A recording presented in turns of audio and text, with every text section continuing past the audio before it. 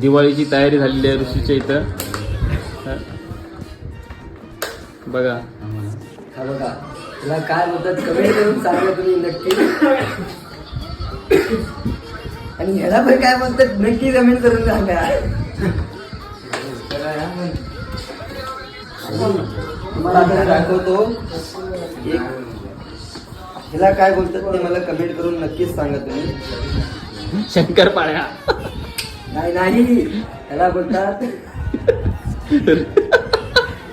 काय बोलतात?